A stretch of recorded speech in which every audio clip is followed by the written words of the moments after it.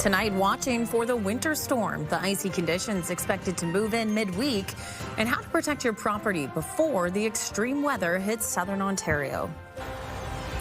Plus, a major traffic headache for drivers in Cambridge, the water main break causing restrictions, and when repairs should be complete. And celebrating good fortune and cheer, how people around the world are ringing in the Lunar New Year. CTV News at 5 starts right now.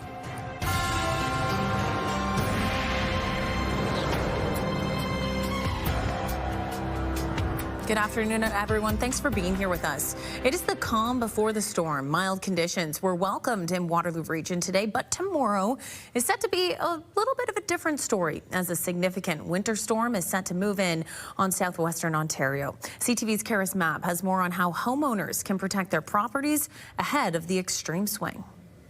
Leanne, I'm outside of the crack specialist in St. Jacobs, where employees say they're playing the waiting game before an anticipated rush of calls they expect to flood in after Wednesday's storm. The company's owner says following a wicked late December storm, they received about 1,200 phone calls, mostly to do with sump pump and window well malfunctions. It's something they're cautioning homeowners about ahead of this anticipated midweek storm. The snow has been melting due to recent mild conditions. That, paired with the potential for significant ice and rain, could cause severe localized flooding. Experts say it's important to be prepared. I would go outside, I would check your window wells, make sure they're clean, make sure there's nothing in them. You can get covers for them. Check your sump pump, so check your floats. You want to lift the float up, make sure that it's running. There's also, if you unplug the float from the actual sump pump, you can plug the float into the wall and your sump pump will run continuously.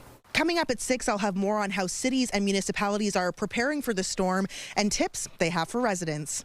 Karis Mapp, CTV News, St. Jacobs. Okay, we'll take a closer look at those conditions and the extreme swing in weather that's expected with Ashley Bacon. Great to see you. Good to see you as well, Leanne. And it is a beautiful day right now, as we just heard. But unfortunately, that's going to come to an end in a few hours. Well, hopefully everyone got out and had a chance to soak up that sunshine. It was beautiful. It was a beautiful afternoon. We started foggy this morning, but as we knew, the rain is on their way. And we're going to see a system come through around midnight. And we've got a bit to talk about. So let's get to our boards because there's a lot to go through. Freezing rain warning for most of the region. We are looking in that orange zone, 5 to 10 millimeters of ice accretion with 15 millimeters possible, around 60 kilometer-an-hour winds. Now in that yellow zone up near Wyerton, Tobermory, you'll also see additional snowfall amounts of 10 to 15 centimeters on top of that freezing rain warning. So it is going to be a relatively messy day out on the roads in that zone tomorrow. Make sure if you are out and about to take your time and be careful. Right now we're sitting at a very comfortable 6 degrees and 4 kilometer-an-hour winds, Leanne. So overall conditions right now, not so bad. Get out and enjoy it as the sun sets. Okay, sounds good. We'll find out more on the timing later in the show. You got it. All right, next we have reaction from the local Catholic school board calling the news deeply unsettling following Friday's arrest of Michael Plew, the vice principal of St. Anne's Catholic Elementary School in Kitchener. Plew is charged with possession of child sexual assault and exploitation material, along with making and distributing such material, child luring, and invitation to sexual touching. The charges have not been tested in court. He's set to appear in court on March 24th. The board says it's making administrators and staff available to support students who may be struggling with the news. A water main break in Cambridge is causing a major traffic headache. Part of the intersection at Fountain Street North and King Street West has been closed since early Friday morning. Crews began working to repair the water main break right away, but on Saturday, a third-party utility was damaged during the repairs. That utility has to be fixed before the area can safely reopen. The city says parts are being sourced and work was expected to be complete Sunday. However, it remains closed with repair work still being done. The city says they're hopeful the work will be complete by later this evening. But depending on timing, paving operations could be delayed by any freezing rain that's set to move in. Water has not been shut off for any businesses or homes in the area, but the city is asking drivers to avoid the area and use the detour on King and Eagle Streets along Speedsville Road. Okay, we're going to take a quick break, but first we will tell you what you need to know. It is date night skate night at Waterloo Public Square tomorrow night. Grab your friends and head down between 6 to 8 p.m. A live DJ will be there, and this week's theme is the 2000s tunes. Stay with us.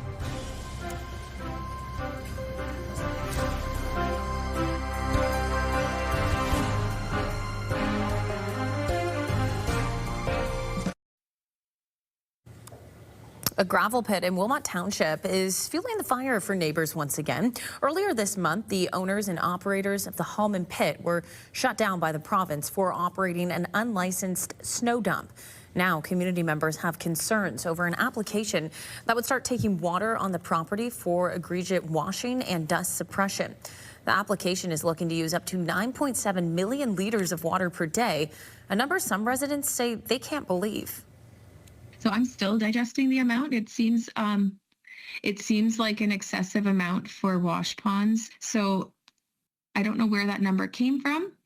I don't know what the normal amount of water consumption would be at a gravel pit, but we're talking 9.2 million liters per day. The province is still reviewing the application. Despite the ongoing water capacity issue in the region of Waterloo, the region says it's up to the province to ultimately make the decision. Okay, let's head out to the kitchen and check in with Ashley, who is about to do this week's Get Growing live in studio. What's going on, Ash? Well, Leanne, you know it's a good day when Tanya and the Royal City Nursery team are in studio and bringing us these incredible plants to take a look. And we're talking all things plants today. You got it, right? We need green. Anything that's not white and not gray. Yes. We need some green stuff. Absolutely. It's been a long winter so far, and we still have a few more weeks. So what can we do with our house plants to make sure they're good and going? Awesome. So the collection I brought today, this is the tried and true. If you really, really don't necessarily have the best green thumb in the world, these ones will actually do okay. Oh, well, that's my kind of plant. So let's take a look at a few of the different kinds. So one of the big ones in the back, this is called a cast iron plant. So this one goes all the way back to Queen Victoria. Okay. And you can put this in a room, no light, lots of light. You can forget to water it for a month. They won't care. So very low maintenance. Very super, super low maintenance. Fantastic. And then in front of that, we have the ZZ plant. Okay. Same kind of idea. Now this is one of the variegated ones. This is called chameleon. So you get the little green and yellow pop, so beautiful color, but again, loves anywhere from no light to lots. Okay. And this one doesn't like to be watered all that much. Okay. Once a month. Now, of course, we are in a time of year where a lot of people like to take off for vacation, maybe give themselves a bit of a break from winter. Are these plants the types of plants that would last well if you're gone for a week or two? Absolutely. Okay. You can sneak 2 or 3. Oh. It's okay. If my boss approves it. There we go. We won't tell anybody. So things like the peace lily. Yes. This one here, now it's kind of like the hydrangea. Outside, this one will wilt and it'll lie all over the desk when it's sad, but you water it, you give it a couple hours, it perks back up. Okay. Like you never did anything. Fantastic. And what about these guys? So down in here, we've got some pothos. So that's the green and white one that you really liked earlier. It's beautiful. And then over beside you on the far end, we've got a green and yellow one. That one there, that's another kind of pothos. Beautiful for a desk or sit it on top of a cupboard. Again, low to bright light, but this one creeps, so it will just hang down. Okay. Simple, simple, simple, simple. And what about something like this? So spider plants are one of my favorites. Now, we talked about this one earlier, right? A little growth, a little baby spider plant. Absolutely. So if we like the propagation, we want to keep these root bound. So keep them in a small pot, and that means they're going to throw more babies, more daughters or pups. That's the botanical term for them. Fantastic. And you can just let them grow, or you can propagate them? Once they develop roots, and they'll develop roots right at the base, right in there. Okay. Once they develop roots, you can actually cut it off and plant it yourself. Love it. So it's a really good one for little kids too. It's a great way to get them involved. Yes. Now I know you and I have talked about anthuriums a few times, right? They almost don't look real. No, I know, it looks waxy. So whether you're doing a red one, I brought one of the new ones. Oh, it matches my outfit. It does. We totally called each other.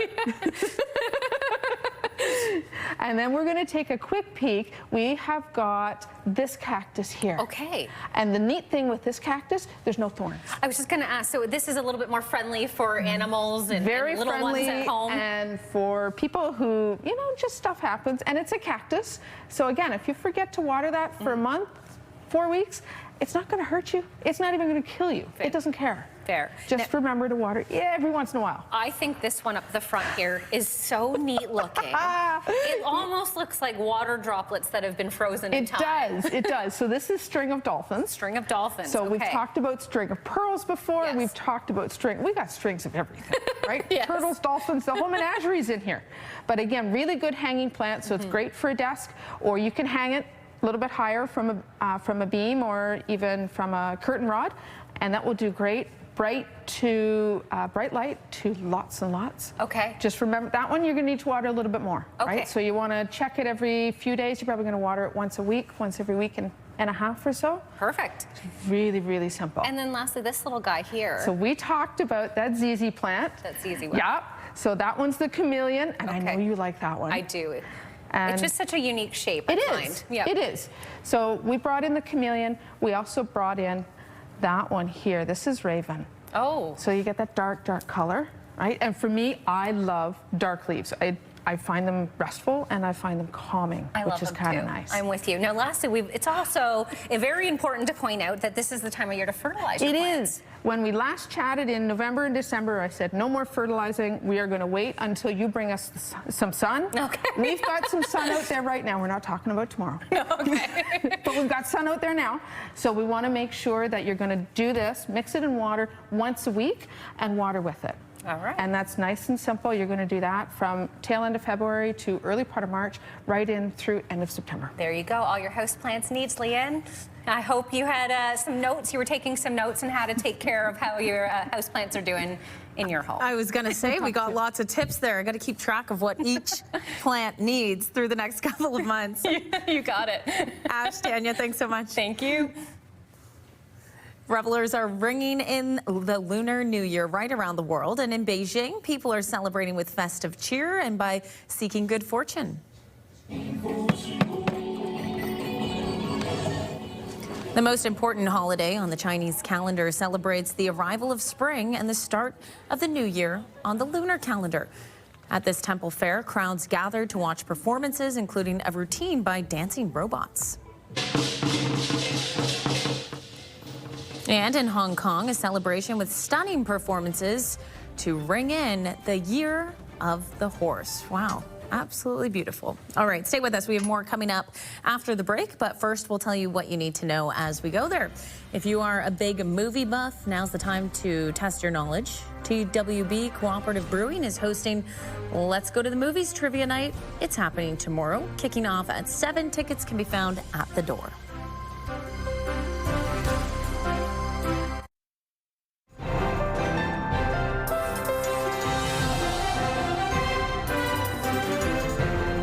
Well, certainly it was great to see the sun out there today. Boy, did it ever feel mild. I had to put on a lighter jacket this afternoon. I got out noticed of you switched your jacket. My hard winter jacket, and I mean, that's a win for me. Anytime I can take Middle a of layer February, off, my we'll goodness. take it. Yeah, it was a very foggy start to the day, as we know, but really when that sun started to come out around 2 o'clock, the heat just went woof, and got very warm. We got to about 4 degrees today, Leanne. Nice, so, yeah. And we just saw 6 right now, so it's continuing to rise. Unfortunately, though, yeah, we're all in good things for a must winter come to an treat. end. It's unfortunately, but the good news is temperatures aren't going to be super low. It's not going to be freezing, but it's going to be a little bit wet. Let's take a look at this gorgeous sunset we're experiencing here in Kitchener this hour. You know, we are going to have to get out there and take advantage of it because in just a few hours, we're expecting all that rain to come into play. And with it, with the cooling temperatures overnight as well, that could turn quickly into freezing rain conditions. But taking a look at that, my goodness, you'd never know it was about to hit us because that is just beautiful. There's lots to talk about for this weathercast, so let's get right into our alerts boards by Environment Canada. First, let's talk about the freezing rain warning. Now, that does include up here near Wyerton as well. They're going to experience some snowfall between 10 and 15 centimeters in addition to the freezing rain. 5 to 10 millimeters of accretion is expected with easterly winds of up to 60 kilometers an hour. So that is going to start right around midnight and go right through. So your commute to work or school in the morning might be a bit of a messy one. If you're headed out, make sure you take your time. Walkways and of course roadways could be very slick. Now this is what we're looking at right now. Lots of cloud cover. Few patches of sunlight as we just saw through that live shot coming through, but essentially cloud cover into the early hours of Wednesday where this all starts to come in play. So this is 9 a.m. tomorrow morning. The pink represents sleet, a mixture of snow and rain. So of course we're going to see that kind of mixture throughout the day because we're expected a daytime high of 0, right on that freezing mark. Right now though, on the west coast, we're sitting at 5 degrees in Vancouver. Over the Rockies though, snowy in Edmonton and minus 21, very cold. Minus 9 in Saskatoon, minus 1 in Winnipeg. In our nation's capital, we're sitting at 2 with a bit of sunshine in Ottawa. Over on the east coast, sun's already setting in St. John's and minus 1 degree. Here in Kitchener, Waterloo, very comfortable still sitting at 5 degrees, but as I mentioned, overnight low expected to get down to 0. Now that temperature is supposed to stay the same through most of tomorrow, and 0 with freezing rain is what we're looking at for our daytime high. Looking now at our 5-day forecast for 5 o'clock, we are going to see some drizzle return for Thursday, freezing rain back by Friday, and flurries by Saturday. So, Leanne, basically enjoy today because we're in for a wintry week. Yeah, not a whole lot of sun in the near future there. Ash, thanks very much.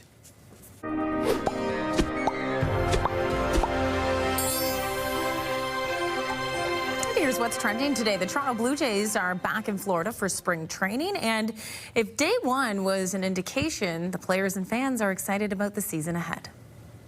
Still have the high of the World Series, the playoffs. Anticipation and a lot of hope for the season. You know, there's always hope.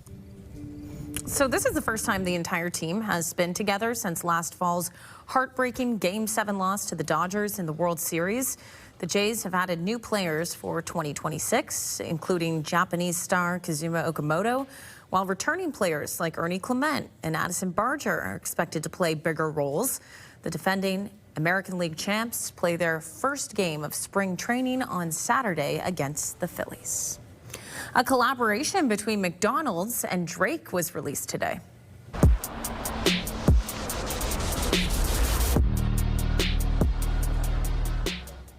Posters had been popping up teasing the collaboration.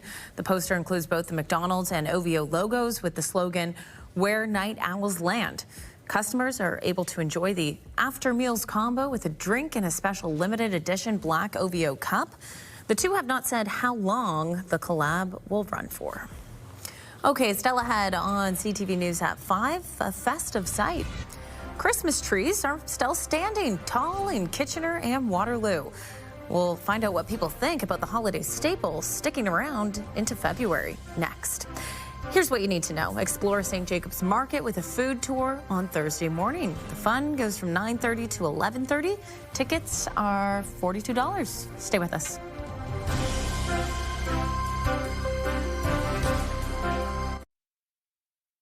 Retro Rollers is now open in Kitchener, and Bounce 99.5 is taking over. CTV Kitchener is giving you the chance to win your way into an exclusive bounce party and $500 to Retro Rollers. Enter now at ctvkitchener.ca. In tonight's Digital Dive, we have a local roundup of OHL action. The Kitchener Rangers, Brantford Bulldogs, and Guelph Storm were all on the ice yesterday for some Family Day action. Catch up on the highlights and scores on our website. You can scan the QR code, download the CTV News app, or go to ctvnewskitchener.ca.